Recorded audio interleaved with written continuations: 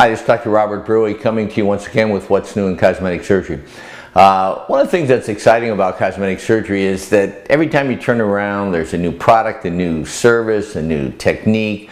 And I recently was able to attend the 49th annual Baker Gordon Cosmetic Surgery Symposium in Miami. And that's where I did my cosmetic surgery fellowship over 35 years ago.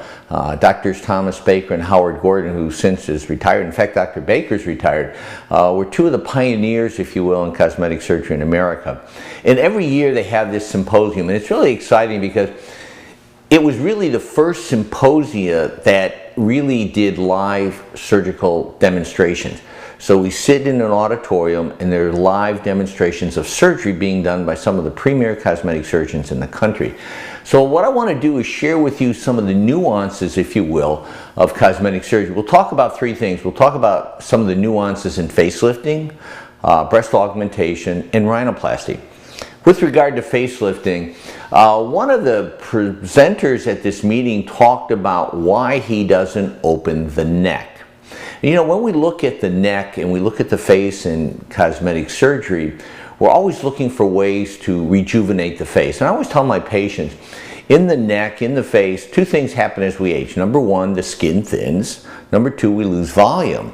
So one of the key ingredients to nuances in facelifting is to go ahead and add soft tissue to the face. By that I mean we take fat and stem cells, say, from the abdomen, and we add that to the face. Once we do that, we also have to take away the laxity. Now, in the neck, people have these bands.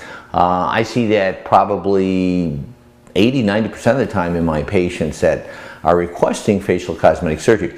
And the presentation that was given at this meeting was, are these bands due to excess skin, or are they due to separation of the muscle? And the muscle in the neck is the platysma muscle. And this doctor presented his cases in which he said he rarely, if ever, opens the neck. Now, my personal experience, and I've done hundreds of these over the years, is that most of the time, especially in people that are 45, 50 years of age, these bands that present in the neck are due to separation of the platysma muscle. The platysma muscle goes from the clavicles up to the jaw. And normally that muscle decussates, it crosses. As we age, it separates, we get the column. And what I've seen in years gone by, many, many years ago when I was doing facelifts and neck lifts, if we don't correct that, then those bands will go ahead and show their ugly faces again 6 months, a year, 2 years, whatever. So in most cases, what I recommend to patients is that we open up the neck, we repair the separation, and then we tighten and suspend that muscle from behind the ear and anchor it to the bone. This gives us good purchase. Now, many times when we look and isolate the neck muscle, it's very thin and very attenuated. And I feel that is even more reason to go ahead, open the neck and suspend it. One of the big nuances in facelifting is what we call a high SMAS, S-M-A-S technique. Now, what a SMAS is, in the skin we have layers. We have skin, we have fat, and then we have what we call the SMAS layer, submusculoaponeurotic system. And I'm not going to ask you to spell it because I can barely spell it myself. But it's a deeper layer in the face. So the question now comes up, do we take that deeper layer, elevate it, and suspend it to get a cleaner jawline, a cleaner cheek line? Now, it was interesting in the audience, and there were probably 500 plastic surgeons from around the world, and they did a show of hands between those that open and elevate the SMAS deep versus those that just plicate or suture it. And it was pretty much evenly split between the two. Now, years and years ago, I would elevate the SMAS, pull it up and anchor it and resect the excess SMAS. Today, I plicate it. Because I said to myself, is there really any difference in my elevating it and having a greater risk of injury to the facial nerve versus taking it and ligating it, plicating it, and elevating it? So what I do now is when I plicate that soft tissue, I take that whole cheek unit and I anchor it to the bone, to the cheekbone. In fact, most of you can just take your finger and feel that bone right there. So what I do is I take that whole cheek and I anchor it to the bone. In my experience, doing that, and especially if they need it in the neck, coupled with augmenting the face with fat, is really, it's a tremendous way to rejuvenate the face. One of the other techniques that one of the other surgeons discussed was the idea of a tumescent facelift. Now what tumescence is nothing more than taking the soft tissues, the skin and the fat, and separating it from the deeper layers with a fluid. The fluid contains local with epinephrine. The idea is you're dissecting those tissues away by taking and putting fluid under pressure and separating it. So you make a little incision, a stab wound, and you have a cannula or a long thin rod, and you go underneath the skin and you elevate the soft tissues from the underlying structures. Since coming back, I've thought about trying it. At the end of the day, I think when you look at a new technique, you've got to ask yourself, is this going to enhance what I'm already doing? Is it going to be safer? Is it going to be quicker? And is it going to give me a better result? And I'm really not sure whether that's the case. So whether or not I do that, I'm really not sure. But I think the one thing I came away with is that more and more physicians now are going ahead and doing soft tissue augmentation to the face.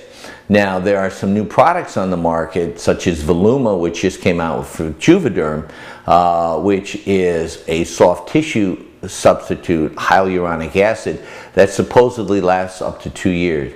My personal preference is to use your own tissues. I think that gives a much more natural result, and it's more long lasting because it's your tissue. Now when you transfer fatty tissue from your stomach or your hips or wherever you get the donor site, that tissue probably has about a 70% survival rate. And so I tend to prefer that. And what I do is to do the quick lift, do the neck, do the fat. Sometimes we might do a peel around the mouth for lines and wrinkles. Sometimes we might add fat to the lips to augment the lips. So what's nice about fat is you can get a lot of it, and you can augment a lot of different areas on the face. For example, the temporal areas. Many times as we age, we get a hollow. Filling that in with soft tissue, i.e. fat, gives a more youthful face. So the nice thing about fat is you can get 20, 30, I've put in as much as 60, 70 cc's.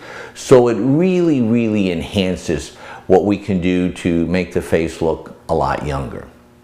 Now let's talk a little bit about some of the nuances, if you will, in rhinoplasty. Somehow I don't see as many rhinoplasties today as I did 10, 15 years ago. Maybe it's because trends have changed, ideas have changed. Maybe people's focus is away from the nose and onto the body, more liposuction, breast augmentation, whatever. But one of the things that was very controversial 15, 20 years ago when I was doing rhinoplasty was, do we do a closed or do we do it open? Now a closed rhinoplasty is when all the incisions are made inside of the nose. And so we remodel the soft tissues and the cartilage from incisions within the nose. When you do an open rhinoplasty, which I do almost routinely now, the incisions are inside the nose, but there's a small incision across the external part of the nose called the columella. And then we take the soft tissues and elevate it. It gives us great exposure to the cartilages that create the tripod for our nasal tip. That nasal tip may be broad, it may be boxy, it may be rectangular, it may be recessed, it may be deficient. So when you expose it through an open technique, I think you're able to modify it more greatly. Now many times people will come in for a rhinoplasty and they have a very thick bulbous tip. So in that situation, by opening up the tip, we're able to rearrange the cartilages and at the same time take away some of the soft tissue, and thereby taking a large tip and make it more refined, more triangular. The one thing I always tell patients, when you're doing a tip rhinoplasty or as part of a complete rhinoplasty, the tip is the last thing to gain definition. So if you look at a patient 3 months post-op, their tip may still be firm and hard, and it may still be numb, and that's all normal. And that can take 6 months, as long as a year or more, to go down. So I always tell people, don't judge the final product until a minimum of a year, year and a half. So open rhinoplasty now is the way to go in most cases. Very few people still do a closed technique. But you know, I think at the end of the day, whatever that surgeon does best, that's what he or she should do. So in my situation, in my hands, I think the open rhinoplasty is the way to go. So let's switch our gears now and let's talk a little bit about what's new in breast augmentation. One of the presenters discussed the transaxillary approach to breast augmentation. Now in breast augmentation, there are basically 3, some say 4, techniques in order to do a breast aug. Number 1, some people do the tuba, which is transumbilical breast augmentation. So they make an incision right above the belly button, make a tunnel up over the abdomen, and then go up underneath the breast. I don't think that's a good idea. You only can use saline. I've never done it. I never will do it. I've seen them. I think they look horrible. They don't look natural, and I just don't do them. And I think when you're doing a breast augmentation, to me, the most important thing is that it looks natural. So when you see a patient post-op from a breast aug, they don't say, breast job, breast aug. They look and say, gee, she's got a cute figure. I wonder. That to me is the ideal result. The second technique is the periareolar technique, that is around the areolar complex, the brown pigmented part around the nipple. The third is through the armpit or the axilla. And the fourth, which is the one I utilize 99% of the time, is the inframammary. Now in this presentation, one of the doctors did a live demonstration of the transaxillary approach. And when you do the transaxillary approach, you're going underneath the muscle. And you make your plane of dissection underneath the pectoralis muscle, which is on your chest. And that brings up the whole issue. Do you go on top of the muscle or under the muscle? What I tend to do is, if the patient has enough soft tissue on top of the muscle, I tend to go over the muscle. I prefer silicone to saline. I go over the muscle because A, I think it's more natural, and I can give a fuller, more natural look and make the patient slightly larger. And one of the things I've learned over 35 years, having done hundreds of these, is a patient will adjust up easier than they adjust down. So I tend to go on top of the muscle more readily. And one of the things that has come into play recently is what we call biofilm. And basically what it is a film that's created around the implant as a result of bacteria contaminating, if you will, the surface of the implant, saline or silicone. Primarily, it's more common in textured implants. And so a biofilm can go ahead and get bacteria that contaminate the surface of the silicone implant, and these bacteria secrete a glycoprotein or a biofilm. And what a recent study showed is, as the bacterial concentration of this biofilm increases, the incidence of severe or hard encapsulation increases as well. And at the end of the day, you want the breast to be soft and natural. And so a study recently was shown where they decreased the incidence of severe encapsulation by irrigating out the pocket with an antibacterial solution, in this case betadine. I sometimes will use betadine or triple antibacterial solution.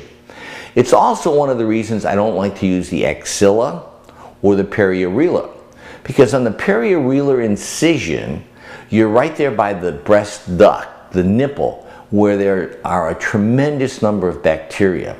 So for that reason, a study showed that when you use the inframammary approach down below, you irrigate with antibacterial solution and in some cases do a submuscular implantation, then the incidence of hard encapsulation is markedly diminished. So that's the reason I use that approach more readily. Another important factor is when you use the inframammary approach underneath, is your bra strap will be overlying that incision. And one of the ways we modify scar tissues in a very favorable way is through pressure. So by putting pressure over that incision over time, you get a much more favorable scar as far as long-term appearance of the scar. And in many cases, in a year, year and a half, it's barely perceptible. So I tend to go ahead and use that. Another nuance, if you will, in breast augmentation, and I'm doing it now and I've done several cases, and I think it's, in my opinion, it's a home run. When you have an implant in a patient, silicone or saline, and 95% of the time I do silicone, you want to try and create as much soft tissue covering over the implant as you can. And so what I've done in several patients who have, you know, maybe 25, 30, 35, 40 years of age, depending on their age, they've had 2 or 3 children, they've lost soft tissue. Part of aging is losing soft tissue. So as you age, you lose soft tissue, and consequently you have less soft tissue on top of the implant. So what we do is we harvest fat from the abdomen, and then we transplant that fat across the upper portion of the breast. So that gives us a thicker cuff of soft tissue over the implant and gives a much more natural result. So it really is a nice way to soften the appearance of the implant, make it look more natural, and give us more fullness in the upper pole. And it's a home run. The other thing I always tell patients, when you do that, it's a two for one.